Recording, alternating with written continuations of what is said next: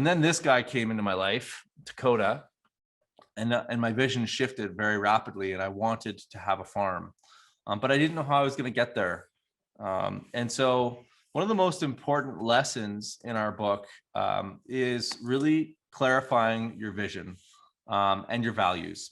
And we have a whole chapter dedicated to this. Do you want to talk a little bit about that? No? Okay.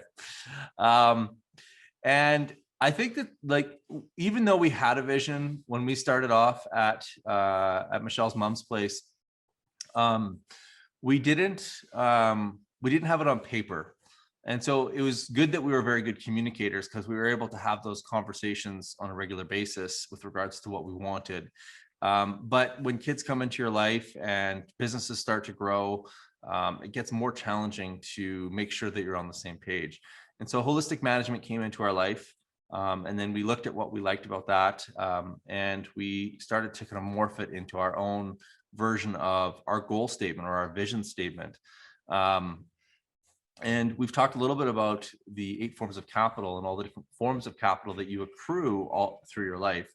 And we had never really done that in any kind of formal way. And so we actually started to inventory all the different forms of capital, and that included relationships and the money that we had and the material assets that we had and the community assets that we had and the cultural assets and the spiritual assets.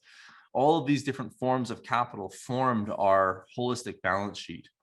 And we knew what our values were, because in permaculture, our values are our ethics. So earth care, people care, and future care.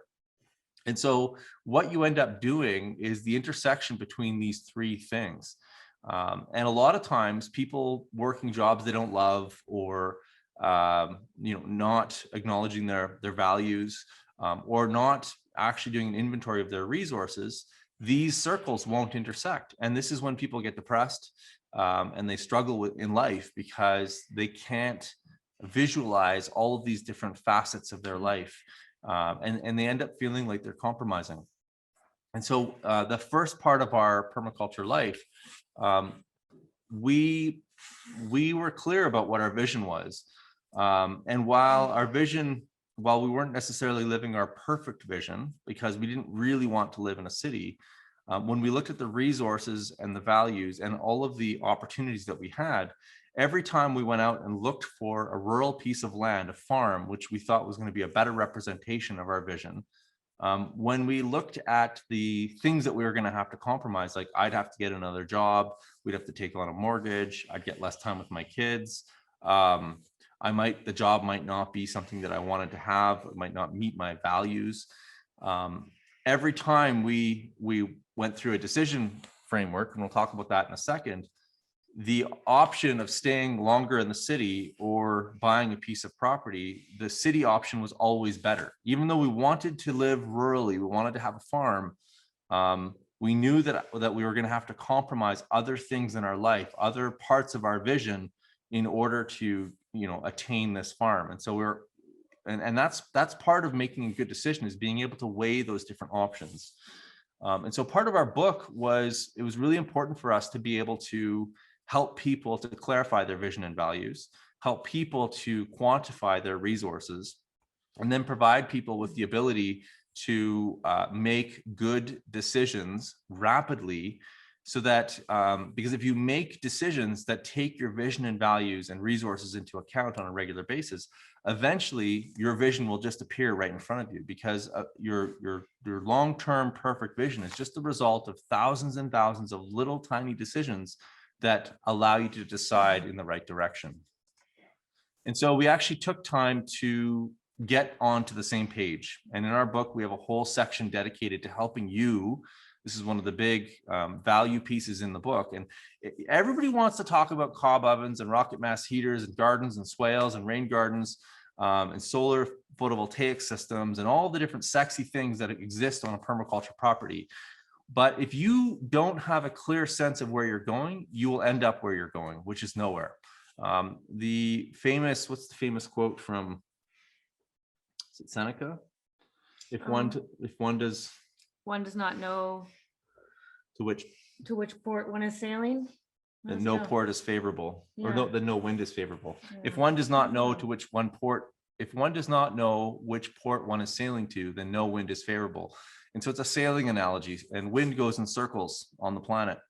And if you're saying yes to every single wind and you're constantly changing your tack, then you just end up going in circles as well. So you have to know what to say yes to and what to say no to. And so this is our guiding compass. This is our heading. Our decision-making framework is our compass. This is the heading that we're heading towards. And so in here, we've got statements about each of the forms of capital, which is what we're accruing as we go through life. So financial, social, material, living, intellectual, experiential, spiritual, and cultural. And you can read up all on this in our book, or if you Google the 8 forms of capital, in terms of what each of these forms of capital actually represent. And so our vision is to live in a way that is good for myself and all of my relations, and allow all others the same opportunity or better into the future. And I'm not going to go through each of these things because we're running out of time right now. But every time a decision gets made, when we make a decision, we make sure that we're not compromising any of these forms of capital. In fact, that our decisions are actually reinforcing them, or sometimes we're shifting one form of capital into another. So it's not uncommon for us to, for example, spend money and reinforce material capital or living capital or intellectual capital. So from the oil and gas industry, we took money that we had achieved as a result of working in the oil and gas industry, and we moved a ton of it into intellectual capital by traveling the world and learning things, and experiential capital by getting experience, essentially. You want to add anything to that? No, and this is a sample. This is a sample holistic. This is a sample vision and values one pager. And yes, it is in the book, and we're not going to have time to go through it in detail. But this is really, I'll just emphasize that one big shift for us was not focusing on the what. It's the why. And even though we kind of knew we wanted a farm, we got really clear on the why. What were we trying to achieve with that what? Yeah. And by making day-to-day decisions, using that focus on what was important to us, and fundamentally the kind of quality of life we wanted to live and our own well-being, I think that really helped us. It was monumental, really, in terms of one of the things we did right. Yeah. So the why is actually more important than the what. We're not killing ourselves building a farm right now because we want to build a farm. We want to build a farm because the farm is a beautiful expression of providing us with the kind of quality of life that we actually want for our kids and for ourselves. Nutrient-dense food, a natural place to live, wildlife to be able to observe, clean air, clean water, all of those things that are really important to us, and a thriving community of people that are achieving similar objectives. Okay, and so again, just to show this, it's like what do you want, what do you have, and what is right, and that gives you information on what to do. And so this kind of solves one of the big problems in permaculture, is that people come out of a PDC and they've got all these great ideas on all the things they want to implement. I want to do. Yep. I want to do. Right. Yep. But they haven't got clear on why they want to do it, or what doing that thing is going to actually give to them. Or if there's a better way or a better thing that'll give them that well-being faster, or propel them towards their vision more effectively or more efficiently. Yeah, absolutely.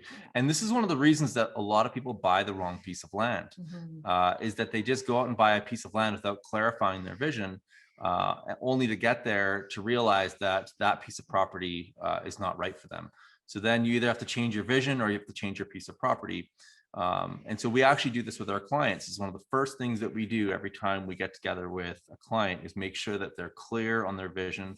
And in fact, a lot of times we say that we're marriage counselors, because we end up in these conversations with husband and wife, helping them to articulate what their individual visions are, and trying to find the intersection between those two people that are going to be managing this piece of property in order to propel their well-being. And again, so once you know what you have and what you want, and what your values are, you can start to place your ladders in the right orientation in order to get to your well-being as fast as you possibly can.